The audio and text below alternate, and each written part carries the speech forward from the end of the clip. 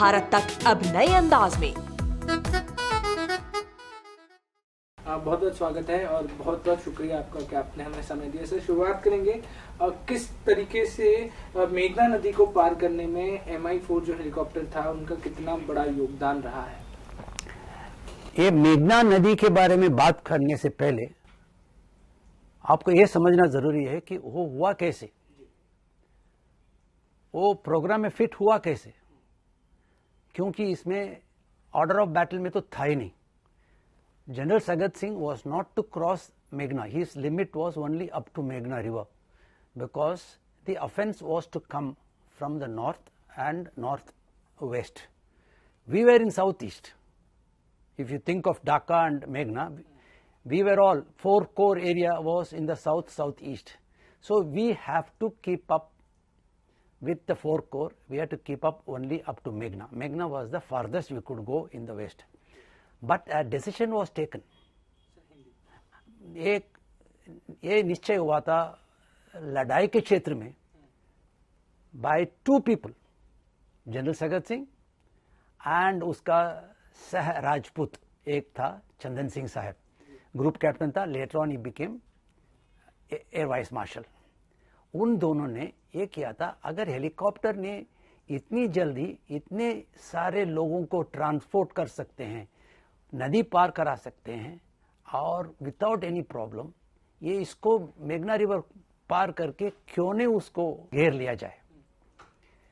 क्योंकि कुछ ही दिन पहले, 3-4 दिन पहले हम लोगों ने ये ट्राई किया था सिलेट क्षेत्र में, और सिलेट क्षेत्र में क्या हुआ, ऐसा हुआ कि within 6 helicopter capability we transferred as many as 2000 people. And इसको मन में रखते हुए उन्होंने सोचा था, अगर यही कर सकते हैं, हम लड़ाई को जल्दी जल्दी खत्म कर सकते हैं, उनको सरेंडर करने का तरह फोर्स कर सकते हैं। लेकिन ये हमको पता चला है, मैं अथॉरिटी नहीं हूं, लेकिन हमको पता चला है कि सगत सिंह साहब को बोला गया था आप ऐसा कुछ नहीं करेंगे। सगत सिंह साहब का इंडिविजुअल डिसीजन था वो, आप बोलिए लेकिन मैं करके दिखा दूंगा आपको, उसके बाद आप खुश रहिए। Indian army, eastern army was never in the process of taking over the entire east Pakistan. ये उनका आइडिया ये था, इरादा इतना था कि कुछ इंटरवेंशन होने से पहले, कोई USA या UN दखल देने से पहले उनको करना था कि जितना क्षेत्र हम ले लेंगे वो बारगेन बाद में एक्सचेंज के लिए हमको हो जाएगा। हमारी प्राइमरी, सबसे पहले हमने क्या करना था, हजारों लाखों रेफ्यूजी शरणार्थी जो लोग आए थे, जिनके साथ बीमारियां इतनी आई थी इंडिया में, उन सबको वापस भेजना है।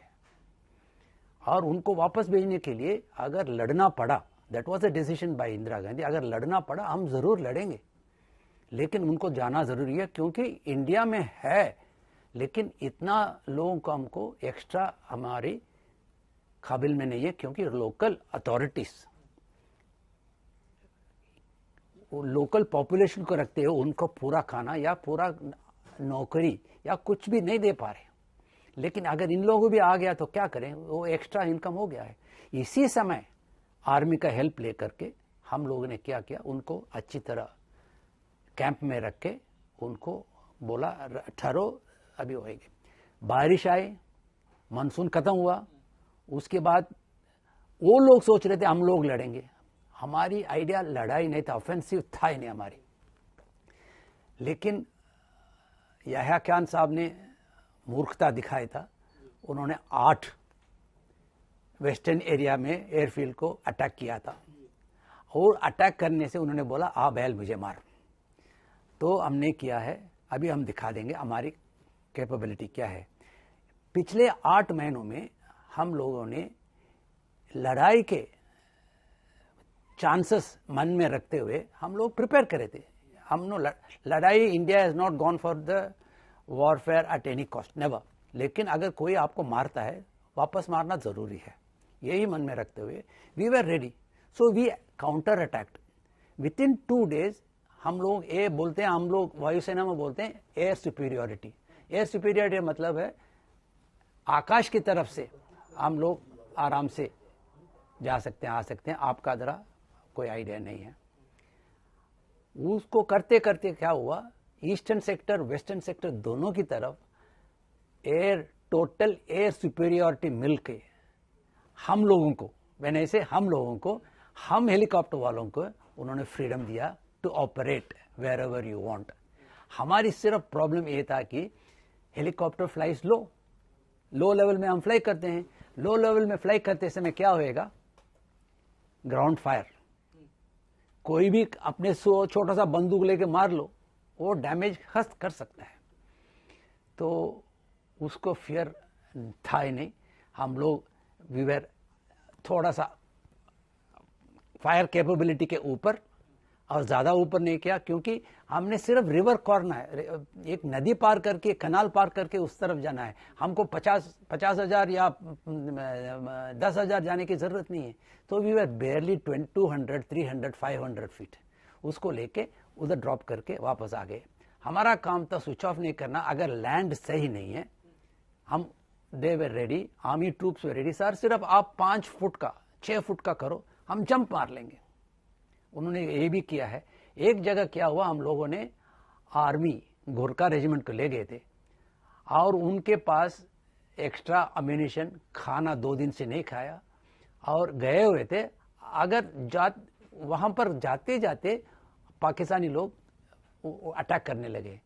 वो लोग तो बिल्कुल भूल के सब कुछ, हंगर और लैक ऑफ अम्यूनिशन, वो भूल गए, उसको ऑफेंसिव एक्शन शुरू कर दिया। यही था हमारा स्पिरिट, यही था हमारा मतलब काम करने का तरीका। इसीलिए हम लोग विजय निकले। MI4 हेलीकॉप्टर रूस से बना हुआ है और रूस का बना हुआ चीज जो है अट्टा खट्टा होता है, डेलिकेट नहीं है वो।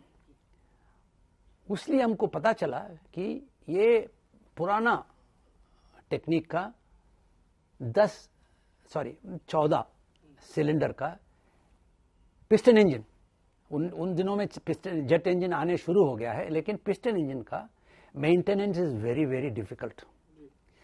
लेकिन हमको 62 में पहला मी4 आया हुआ था इंडिया में, एंड बाय 71 सारे पुराने हो भी गए हैं। हम लोग अच्छी तरह मेंटेन तो करते थे, लेकिन फ्लाई करते करते टाइम हो गया उसका। वी हैड चंडीगढ़ BRD में उसका मरम्मत होती थी फिर भी।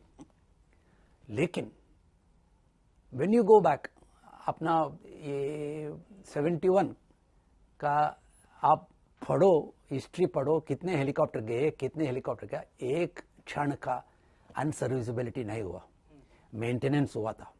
और वो है हमारी टेक्निकल क्रू का बड़प्पन। वो लोग क्या किए थे, आसमान के नीचे सोए थे, मेंटेनेंस किए थे, हम भी सोए थे। लेकिन वो लोग तो हमको, जब काम नहीं होता, फ्लाइंग खत्म हो गया, उनको मेंटेनेंस करना शुरू होएगा। सबसे पहले क्या करना होता है, उसके अंदर जो घुसा हुआ घास, उसके अंदर जो घुसा हुआ मिट्टी, सारे निकालना पड़ता है। जेट इंजन नहीं ले सकता था, पिस्टन इंजन ले सकता है। और पिस्टन इंजन हमारा फर्स्ट क्लास काम दिया था एंड हमने किया था। उसका कैपेसिटी 10 आदमी थे, पूरा 10 बंदे ले जा सकते थे। लेकिन हम फ्यूल, तेल कम लेकर के उसकी जगह पे हमने 2-4 और डाले, मतलब 14 तक 15 तक कर सकते थे। लेकिन हम लोगों ने क्या किया, 17 तक ले गए। 17 तक ले गए। थोड़ा टेक ऑफ डिफिकल्ट है, लेकिन थोड़ा कोक्सिंग करके बच्चे चले जा, ये जरूरत है, हमने किया था। और जब तक हमने मेघना का एयरलिफ्ट का हुआ था, हमारे पास 13 हेलीकॉप्टर आ गए थे। सिलेट सेक्टर में हमने सिर्फ 6 या 7 थे, उससे ज़्यादा नहीं था। ये हमारी बगल वाली हेलीकॉप्टर यूनिट से 2 आए थे और इधर वाले हेलीकॉप्टर से 1 और आए थे। मतलब हमारी कैपेसिटी थी 10। एक स्क्वाड्रन का कैपेसिटी है 10 हेलीकॉप्टर, हमारे पास 13 आ गया था। ये मी4 का रगडनेस का एग्जाम्पल देता हूं।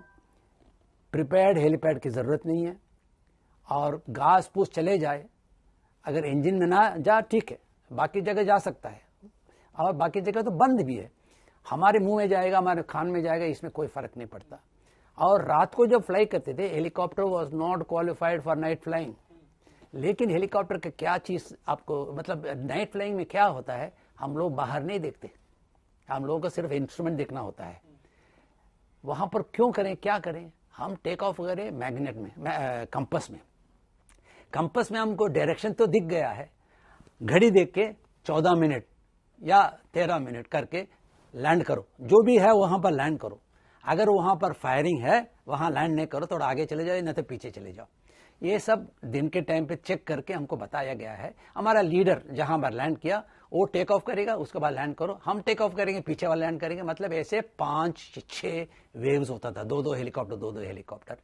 और माइंड यू, इतने अंधेरे में हम फ्लाई कर रहे थे, हमारी टाइम पर एक भी एक्सीडेंट नहीं हुआ है। मैं कॉलर ऊपर करके बता सकता हूं कि हम लोगों का प्रोफेशनलिज्म, हम लोगों का कैपेबिलिटी, काबिलियत इतना था, यही उन लोगों ने रिकॉग्नाइज किया था। ये चंदन सिंह साहब और सगत सिंह साहब ने इसी को देख करके उन्होंने निश्चय किया था कि हम लोग मेघना का क्रॉसिंग प्लान कर सकते हैं। सो दैट इज हाउ मेघना टुक प्लेस। नंबर 1 टीम, आपको ये याद दिलाना पड़ेगा, हमारे सीनियर लोग जो थे उनको मी-8 फ्लाई ट्रेनिंग के लिए रशिया भेजा हुआ था। वो लोग तो थे ही नहीं, हम लोग जो प्रैक्टिस कर रहे थे। तो मतलब हम लोग 23 साल का, 24 साल का फ्लाइंग ऑफिसर्स जो थे, 17-18 हमारे यूनिट में ही, हमारे कमांडर का उम्र था सिर्फ 32-33, हमारा फ्लाइट कमांडर का था 29। मतलब हम लोग यंग लॉट थे उनको उड़ाने के लिए। तो वी आर फुल ऑफ जोश।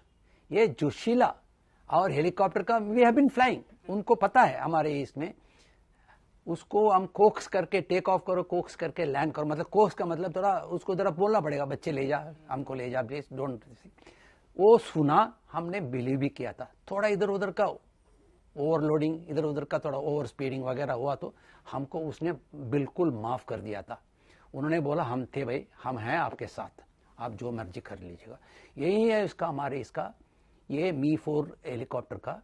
आज भी मैं हेलीकॉप्टर वालों को बोल रहा हूं, मी-4 का शेल, मी-4 का जो बॉडी जो है, जहां पर भी हो, चंडीगढ़ में या इंडिया में, वो सब ले आके उसको प्रणाम करो, क्योंकि उसने जो किया था वो कोई और हेलीकॉप्टर नहीं दे सकता। एक है आपका डकोटा 2nd वर्ल्ड वॉर का, उससे वैसे ही ये मी-4 भी आपका काम दिया था। असाइन क्या किया था, हम लोगों को इधर से उधर पार करो, उतना ही था। क्या क्या चीज ले जाना है, ट्रूप्स, आदमी के साथ तो राइफल होएगा, उसका पिट्टू होएगा, उसके साथ एक्स्ट्रा आर्म्स एंड अम्यूनिशन होएगा। लेकिन उसको खत्म करेगा तो उसको क्या फायर करेगा, तो उसके लिए थोड़ा एक्स्ट्रा अम्यूनिशन। और खाएगा क्या, उसके पास क्या है, छोटा मोटा चीज, लेकिन वो तो नहीं है, सो ड्राई राशन। और कभी कभी पूरा कुक बना हुआ राशन भी हम ले गए थे। तो हेलीकॉप्टर में क्या क्या गया था, हेलीकॉप्टर आप आज देखोगे आप हैरान होगे, क्योंकि उसके अंदर था कुछ नहीं। अगर एरोप्लेन, जो कमर्शियल एरोप्लेन देख करके इसको देखोगे, आप सोचोगे यार आप उड़ाते कैसे इसको। लेकिन हमको मालूम है कितना वो काम कर सकता है, कितना चीज ले जा सकते। वेट की हम बात कर रहे थे, तेल की जगह पे हम आदमी ले जा सकते हैं। उतरना और चढ़ने का, boarding and dislodging, we had remove the पीछे वाला दरवाजा बिल्कुल निकाल दिया था, उसको हम बोलते थे क्लैम्पशेल, मतलब जो सिप्पी जैसा है उसको क्लैम्पशेल डोर बोलते हैं, उसको निकाल ही दिया था। मतलब उसका भी वेट हमको मिल गया, उसके जगह पे हम 2 आदमी 3 आदमी और ले जा सकते थे। तो बैकग्राउंड ये है कि helicopter was ready to do whatever we wanted to say, and we pilots could do whatever we want to do within the limits, calculations का उसके बाद, ठीक है। और करते करते उनका, हमारे लीडर का इन द फील्ड, जनरल साहब का और ग्रुप कैप्टन साहब का, उनका उम्मीद और बढ़े। मतलब हम कर सकते हैं, हमने गलती नहीं किया है इनको इस काम में बिठा करके। तो हुआ कैसे, एट द एंड हमने पूरा पलटन ट्रांसफर कर दिया, उन लोगों ने डाका घेर करके लिया। हमको बोला गया था आप लोग इधर मत बैठो, अगरतला चले जाओ। तो बाय 15th शाम तक, आफ्टरनून तक हम लोग अगरतला आकर के वेल डिजर्व्ड, मतलब हम लोग लुक फॉरवर्ड कर रहे थे जहां पर लेटें, अच्छी तरह सो जाए। अगरतला एयरपोर्ट में कम से कम 40 पायलट लोग थे, सीनियर जूनियर सब कुछ, ग्राउंड क्रू, हेलीकॉप्टर पता नहीं पूरा पूरा पार्किंग हुआ था। अगर कोई अटैक हो जाता उस दिन, we would have lost the entire helicopter fleet, but we knew that there was no problem, otherwise we would have gone somewhere else. 16 तारीख को हमको बोला गया था जेकब साहब ढाका गए हुए हैं और बातचीत हो रही है, और उनका एडवाइस ये दिया जा रहा है कि आप सरेंडर करो, आपके लिए अच्छा है, क्योंकि अगर हम सरेंडर करें तो नो प्रॉब्लम, हम लोग निकल जाएंगे वापस, लेकिन आपको लोकल से हम बचा नहीं पाएंगे। लोकल का मतलब जो बंगला पॉपुलेशन जो है, जिनको Pakistani occupation force east Pakistan में इतना मारा है, जेनोसाइड भी कम शब्द उनको यूज करने का, वो है खड़ा करके आपको छोड़ नहीं सकते। It is good for you to surrender. Niazi साहब तो उम्मीद रखे हुए बैठे थे यूएन का, यूनाइटेड नेशंस का इंटरवेंशन होएगा, और यह खान यही बोल रहे थे उसको कि हो जाएगा, फिक्र ना करो, कभी भी हो रहा है, हमारा बातचीत चल रहा है। लेकिन नियाजी साहब को पता नहीं था कि यह खान कर कुछ नहीं रहा, भुट्टा साहब कर कुछ नहीं रहे थे। लेकिन हम बोले थे उनको, आप लोग सरेंडर करो। 1 मिलियन की वहां पर थी, उन्होंने बोला आप करो, we will look after you by the Geneva convention and you will be safe. एक मतलब आपके पास एक खरोच भी नहीं आएगा, इसी चीज का। और उनको कहा गया था हमारे पास इतने हेलीकॉप्टर हैं, हमने इतना किया है, हम और भी कर सकते हैं। और 16 तारीख को सुबेरे 2 हंटर एरोप्लेन हाशिमारा से टेक ऑफ करके दे gone and hit the hidden, ऊपर रेड क्रॉस मार्क किया हुआ था, नीचे आर्मी बैठे हुए थे, उसको अटैक करके और उसको मतलब सबक सिखाया। और एक जहाज गए गवर्नर का पैलेस में अटैक कर दिया। गवर्नर साहब वो भी न्यासी से ऊपर उम्मीद रख के बैठे हुए थे, अभी यूएन का इंटरवेंशन आएगा करके। उन्होंने भी कहा था भाई न्यासी जो चीज करना आप कर लो, मैं I am not in. So ultimately ये जो चीज 16 तारीख को सुबेरे हुआ, 15 तारीख को हुआ, we were told they are ready to surrender, helicopter लेके आप चले जाओ। लोग अगरतला में आए, और जो लोग they were thinking that fixed wing aeroplane जा सकता है, लेकिन हमारी transport aeroplane like AN-12 Dakota, उनमें से हम क्या करें, we took the bombs without any covering. आप समझ लो मैं क्या बोल रहा हूं, रॉ फॉर्म कच्चे बॉम्ब्स को लेकर के हमने ऑल द एयरफील्ड्स में डाल करके एक एयरफील्ड को हमने नाश कर दिया था। वहां पर एरोप्लेन लैंड नहीं कर पाएंगे, यस हेलीकॉप्टर लैंड कर सकते थे। तो हमको बोला गया था प्लीज VIP को ले जाओ, इनको ले जाओ, ट्रू जर्नलिस्ट आए हैं उनको ले जाओ। सो हम लोग खुश हो गए, we wanted to see the surrender. तो हमारे पूरा यूनिट बैठ गए सारे जहाज को लेकर के, जो भी आया था। हम लोग पता नहीं कितने जर्नलिस्ट को ले गए थे, इंडियन और फॉरेन, ओके। और छोटा मोटा VIP जो हैं वो चेतक हेलीकॉप्टर में चले गए थे। हमारे सगत सिंह हमारे साथ ही आए थे। हम लोग लैंड किया तो उनको जहां पर पार्किंग करना वहां पर तो है नहीं, सिर्फ खड्डे पड़े थे एयरफील्ड में। जहां पर हमको जगह मिला पार्क करके हेलीकॉप्टर को छोड़ा, वैसे ही हम लोग चला। हमने सोचा था ये ढाका में होएगा, ढाका में हुई थी, लेकिन एयरफील्ड में नहीं हुआ था, ये हुआ था रामना रेस कोर्स में। एक रेस कोर्स है रामना रेस कोर्स, उसमें हुआ था। और हम लोग सोच रहे थे कहां पर करा रहे, क्यों करा रहे। स्टाइल में हुआ था सेकेंड वर्ल्ड वॉर का मकार्दर की सरेंडर, मकार्दर को सरेंडर हुआ था, वो शिप में हुआ था। और एक हुआ था सिंगापुर होटल में, ओके। यहां पर क्यों कर रहे हमको मालूम नहीं थी, लेकिन देखना जरूरी है। हम लोग रिक्शा में बैठे, ट्रक में बैठे, टैक्सी में बैठे, हम लोग जो भी इंडिविजुअल, हर एक। मैं था एक टाइम का न्यूज रिपोर्टर, इंडियन ओरिजिन का, लेकिन टाइम का न्यूज रिपोर्टर।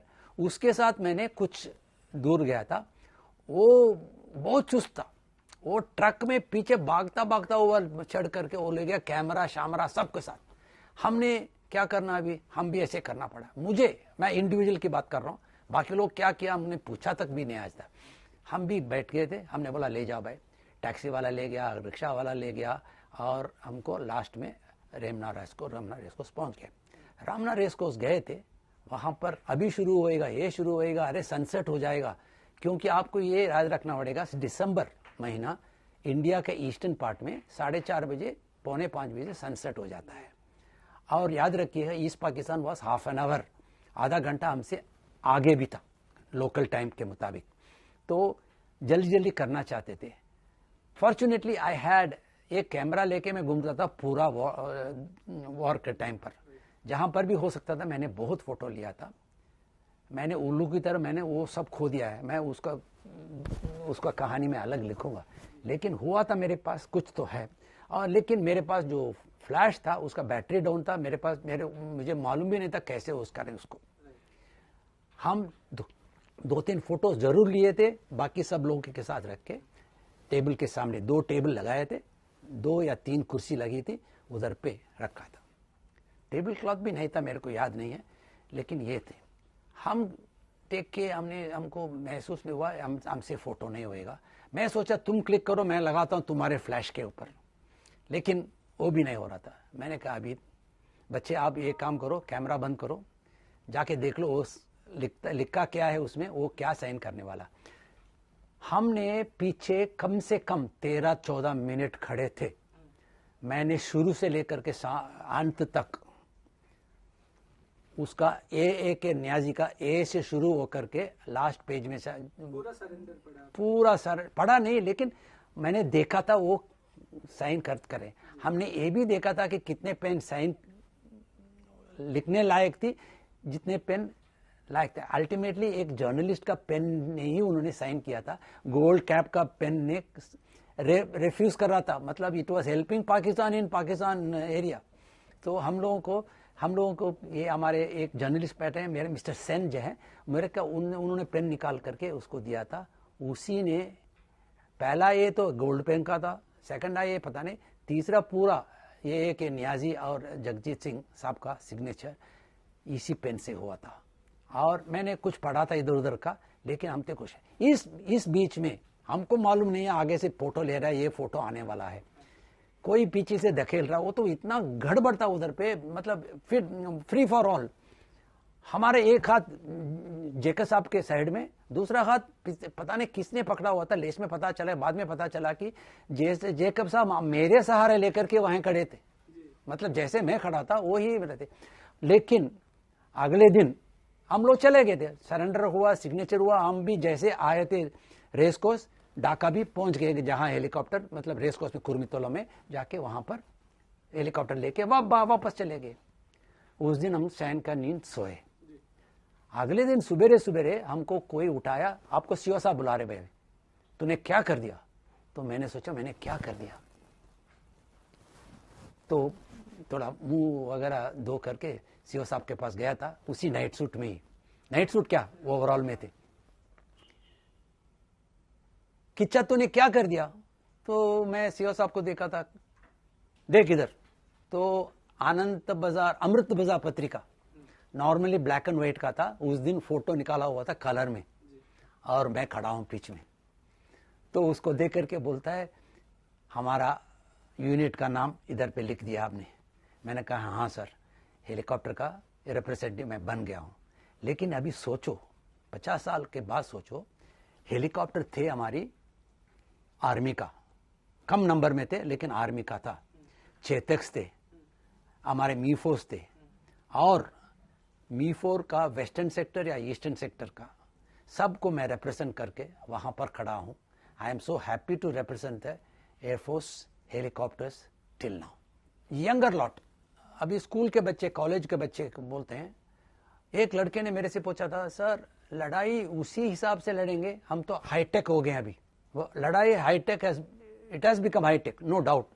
ड्रोन्स आ गए हैं, हमारी हेलीकॉप्टर उड़ेंगे भी नहीं, हमको नहीं पता। लेकिन पढ़ाई, बच्चे ये हाईटेक में उभर रहे हैं। आपकी ज़रूरत है, जैसे हम गए थे उस समय, आपकी ज़रूरत है। I am happy girls are joining the forces. अभी लड़के लोगों को ये सोचना पड़ेगा कि अगर वो लोग स्मार्ट नहीं है, लेडी लोग स्मार्टर हो जाएंगे। तो आप लार्ज नंबर पे ज्वाइन करिए, आपका डिसिप्लिन अच्छा रहेगा, ग्रूमिंग अच्छा रहेगा और ट्रेनिंग अच्छा रहेगा। और इंडिया में we are very proud today कि एनडीए खड़गवासला है एक इंस्टीट्यूशन जॉइंट सर्विसेज। अभी मैं गया हुआ था 3 दिन पहले, जहां पर मैं गया था 1964 में, 64 में गया हुआ था, आज में कितना अंतर आया हुआ है, हमको देख के इतना खुश हुआ है।